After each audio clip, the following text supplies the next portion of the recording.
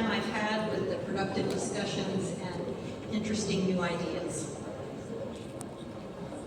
These are my disclosures.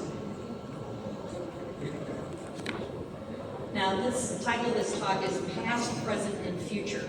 And I turned that title in quite a while ago, but I think I've put together something that I hope you enjoy. So in the past, we had no ability to measure clinical biomechanical response. If you wanted to know this, you had to cut strips of cornea and measure them in a lab, which clearly is not a clinical procedure. But the biomechanical response in refractive surgery became aware right away with an unstable decompensation that there were two potential causes. One is an at-risk cornea preoperatively, and second is too much tissue altered by the surgery. But also, there was stable modification of every treatment outcome. And that's where I want to spend a little bit of extra time today. So if you think of the cornea preoperatively as stacked rubber bands with sponges in between those rubber bands, when you grab them and pull, you squeeze water out of the sponges. And their intention, if you cut any of those rubber bands, i.e. the lamellae, they're no longer in tension, and they can't keep the water out of the sponges, so it expands. Now we know normally the cornea is in a state of relative dehydration, hence the water squeezed out of the sponges. But when they're cut in the periphery, which you can see on this figure, they expand. And because of the connections between the different layers, there's a force which causes central flattening. And what you'll find in any procedure that you do that cuts tension-bearing lamellae, you get central flattening and peripheral thickening. So how does this affect biomechanical outcomes? What I want to show you is a series of maps, and this was from 2,380 subjects that I downloaded from Hong Kong. And they actually were measuring at the time, which was very unusual, pre- and 6-month post-op tomography with a warp scan. And not everybody was doing that. They only measured topography when there was a problem. This top left, top right is a difference map of the average difference map of all 2,380.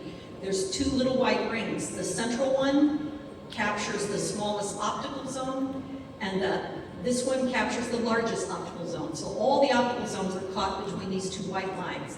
So inside this central one, that's all optical zone. It's a mix in between these two white, and out here it's all transition zone. And this width is 9 millimeters. So there's no place on that cornea that hasn't been ablated. And what I hope I can convince you that if you are removing tissue, you are treating the cornea.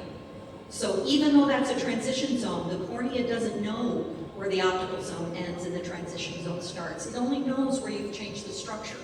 So again, nothing on here has been untreated. And then down here we have the pachymetry map. And what you see here is there is increase in thickness in this peripheral zone despite ablation in that area. So that's also been treated. And wherever you actually alter the cornea, the whole cornea will respond. It's not isolated to where you're cutting lamellae.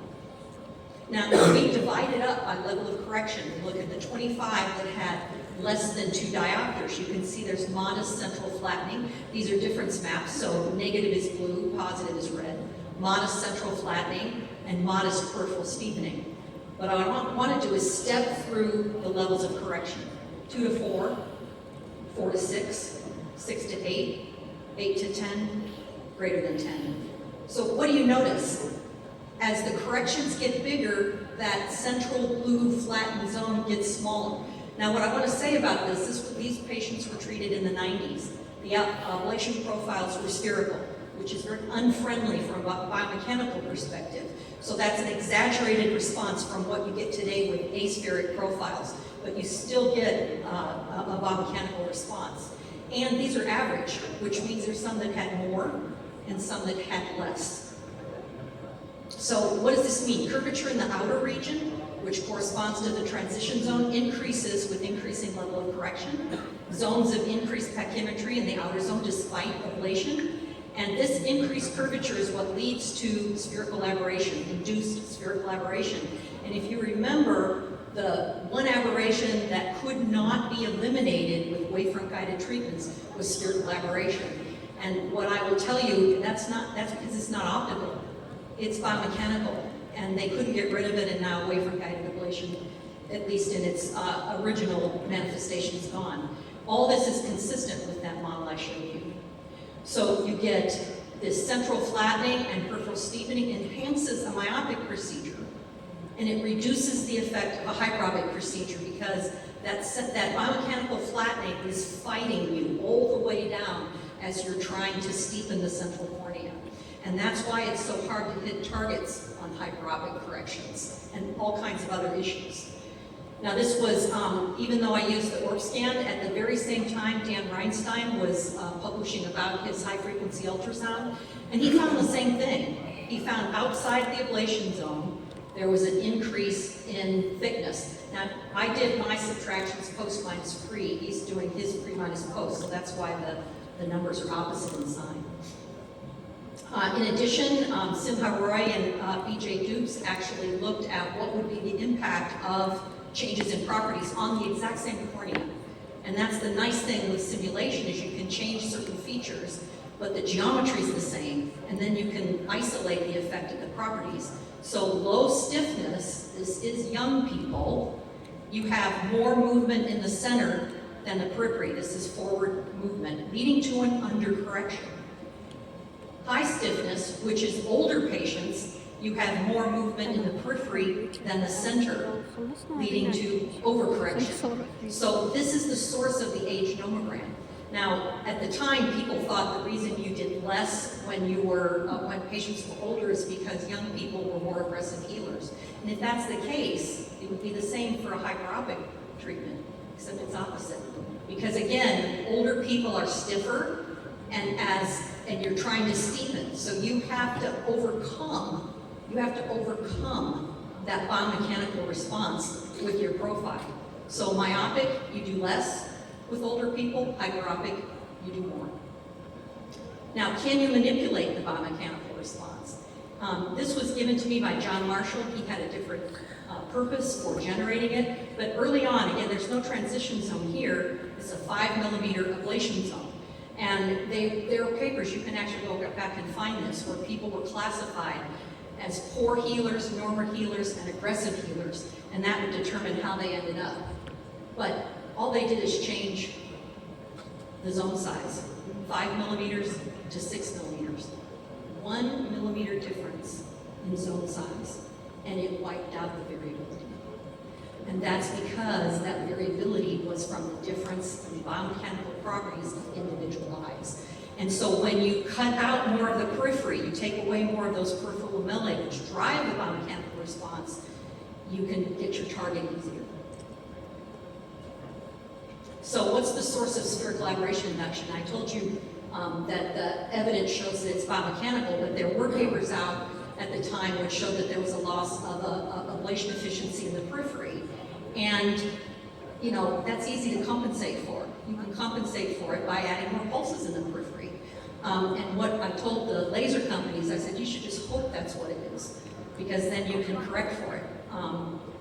But it wasn't. It was biomechanics. So this was given to me by Jerry Tan, because I saw him present it in a talk. This was a wavefront laser. The wavefront optimized profile compensates for loss of ablation efficiency in the periphery. Now, by the way, you can still see this typical post-operative response. And then the FCAT profile actually adds additional aspheric component, which adds more ablation in the mid-periphery. So that's more biomechanically friendly. And what you can see is these two contralateral eyes of the same person have the same visual outcome, but there's less flattening here and less peripheral steepening. So this one, there's going to be more sphere and then more spherical aberration for compensation, but they have approximately the same vision. This is a study that we did, contralateral eyes again, and we randomized which eye would be done first, which laser would be done first. I put laser 1 and laser 2 here because you have to look up the paper if you want to know which laser is which, because I don't want you to think, oh, this laser does that. It's not the laser, it's the profile imposed on the cornea. So if you look at these, they have identical optical zones, and in fact, their second order responses were identical. What differed is the spherical aberration induction, calculated not only from the topography, but from a separate whole eye aberrometer. That this eye over here, with the same optical zone, but a different transition zone. This one had 9 millimeters on the left, on the right was 8 millimeters, and that 1 millimeter change removed peripheral drivers of this biomechanical response and reduced the amount of peripheral steepening. And everything else was the same. So the transition zone is not neutral. You're not connecting the optical zone to the original cornea. You're treating the cornea with the transition zone. Yes, you're making it smoother, but you're treating the cornea. Present. All right.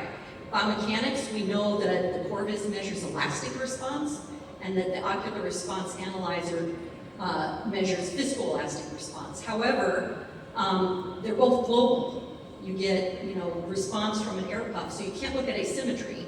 But we do have some indication of biomechanical response. And as I've said before, the air puff's strategy is completely different, which means you get different information from these two devices. And it's complementary rather than competitive. Now, I want to spend, I'll make it a little bit shorter, IOP estimation after laser refractive surgery. We all know Goldman tonometry, that the pressure or the force required to applanate the cornea is proportional to the pressure inside of the eye. It's certainly been recognized that central corneal thickness affects that measurement. That a thin cornea is less forced to applanate despite the intraocular pressure.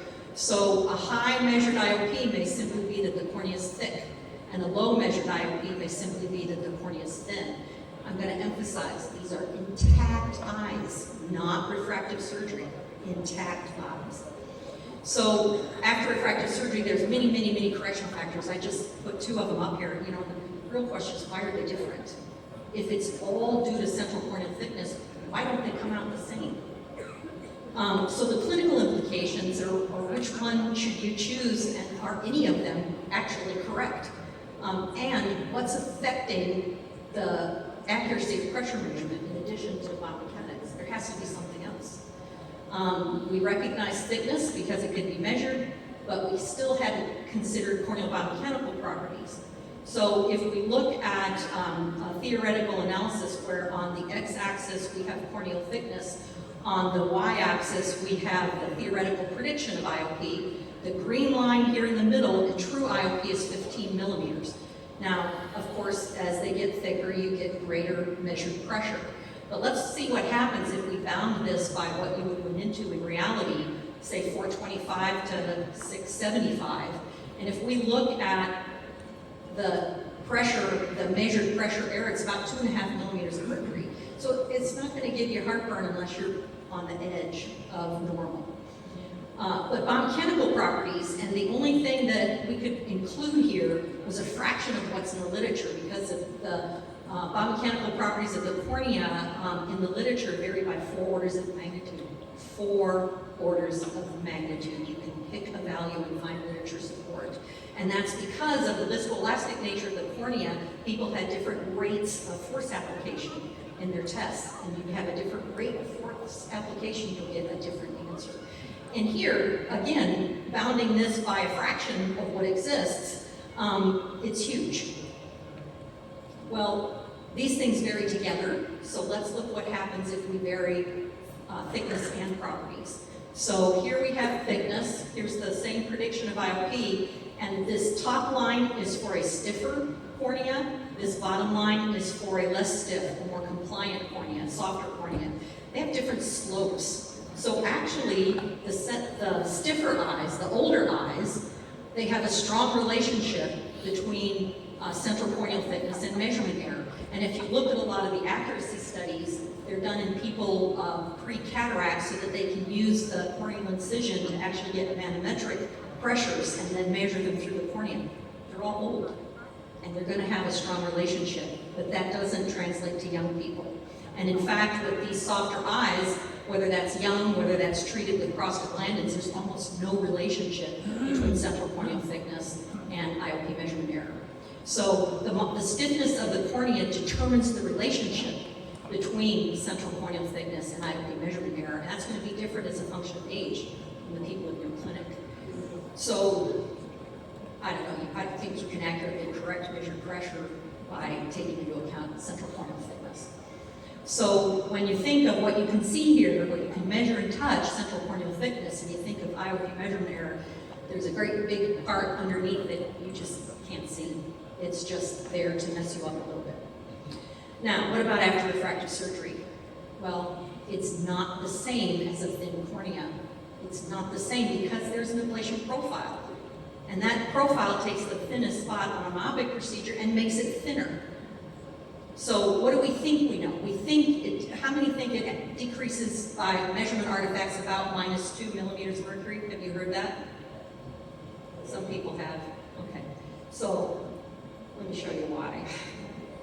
I love this. Published in ophthalmology, over 8,000 subjects, measured change in refraction, i.e. amount of thickness removed, versus change in measured pressure.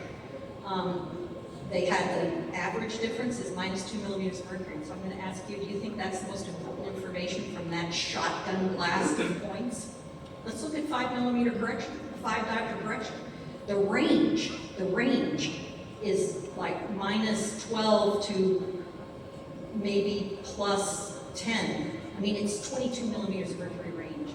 So you could actually make up a number and write it down and probably do better than Goldman tonometry. Where's 0? 0's here. That means there are literally thousands of patients that had an increase in measured pressure after having tissue removed and thinning it. Do I think they got stiffer? They couldn't have. They're taking tissue out and cannot get stiffer. So how come the measured pressure goes up? Now we did the same thing, only used 2 eyes. We found if one eye went up by 5, the other eye went up by 4.5. One eye went down by 10, the other eye went down by 9.5. So it's systematic in a completely unpredictable manner. Don't use Goldman tonometry. I think what's happening here is because by changing this pachymetry profile, you throw any relationship from applanation tonometry out the window. It's not valid. It is not a valid measurement after refractive surgery because that pachymetry profile is getting thicker. The assumptions of Goldman were infinitely thin cornea. We know it's not infinitely thin, but it's not this dramatic. So Renato Ambrosio shared these with me. Here's the pre-op pachymetry profile, and here's a post-op. You can't do applanation tonometry on that eye. Now, this is a published paper. This is a patient that came in with high pressure for whatever reason, and Goldman measured 12 in this eye where the non-contact tonometry measured 53. You know, if you invert the cornea, you're pushing right against that IOP, and applanation tonometry is going to get lost in the flap, as the bed carries the entire load from increased pressure. Not the flap that has no tension in it. And so, you know, you have this tight bed and then this floppy flap, and the probe gets lost in it. So don't use applanation tonometry after refractive surgery. That's my strong recommendation. Non-contact tonometry will invert the cornea and push directly against IOP, so you'll get a better value. And so here, I've added after laser refractive surgery, because not only do you have biomechanical properties, you have the ablation profile, which changes the way any tonometer responds to it. In place of Goldman, you can use corneal compensated IOPCC from the ocular response analyzer. This was actually empirically determined using a refractive surgery population. It's going to do the best after refractive surgery and giving you true pressure. And the Corvus ST is biomechanically corrected IOP. That one's analytically determined, so there's assumptions made in a finite element model to help in terms of that. Now, the other thing that's present is we had a femtosecond laser developed, cuts a precise flap with a repeatable and uniform thickness. Widely adopted to replace the microkeratome, although microkeratomes are still in use, likely because of the massive difference in price. But with that, there was a procedure created where you create a lenticule of 2 passes, so it doesn't even matter how much correction you're doing, it's always the same length of time. It was unlike excimer ablation. So femtosecond lenticule extraction, flex, still uses a flap to lift up that lenticule, and small incision, smile, does a small side cut. Now, one of the theories is that the anterior region of the cornea is the strongest, so we want to preserve that. And there's multiple studies that show this anterior region is the strongest. And so this is just an image of smile that the lenticule is created and then pulled out of this side cut. I participated in this flap versus cap study, and the interesting thing about this one, you're not comparing an excimer ablation to a lenticule. This is a lenticule with a flap and a lenticule with a cap. So it's really about the only direct comparison that exists in the literature. And the results were that, what I failed to mention is every one of those eyes had a finite element model prepared both pre and post, because you could iterate the model to get the known post-op result. And flex, the flap procedure, produced 49% greater mean reduction in fiber stiffness within that flap region than the contralateral cap region in smile. And because they simulated each one, they could simulate what happens with a raise in pressure. And there were lower stresses in the bed and lower deformations in the smile eyes than the flap, because of the bed bears all that. So smile offers biomechanical advantages over LASIK. They're subtle, and I'll tell you why in a minute, but the strongest cornea is the pre-op cornea. Never forget that.